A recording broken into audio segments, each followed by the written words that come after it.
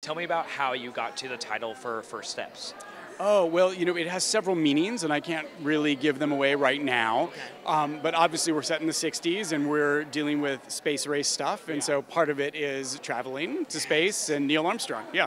Oh, man. With the sort of like Fantastic Four and your past works, I have to ask you, internet, we at IGN love speculating about kind of like, oh my gosh, this is just going to be like Always Sunny. Like, was there any kind of like those dynamics that you took from having those characters with the Fantastic Four?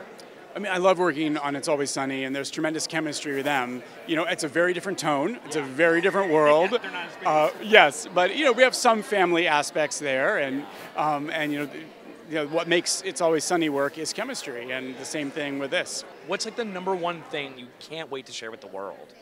Well, I think we have a really interesting setting. We're in the 60s, it's retro future, it's hopefully something people haven't seen before, let alone in a Marvel movie. And so that's a world to build, and I love building worlds, and that's, I think, the chief joy. Yeah. The fact that it can be so stylized is so exciting. Like, were there like any inspirations that you're like especially excited for doing this movie? Well, I'm a huge fan of the comics. I grew up reading Fantastic Four, and so it begins with Jack Kirby and Stan Lee, and it continues through all the other amazing artists and writers who have done it. But then, looking at Sid Mead, who's a famous conceptual designer, who was thinking about what the future would look like in the 60s, and so we looked a lot at him.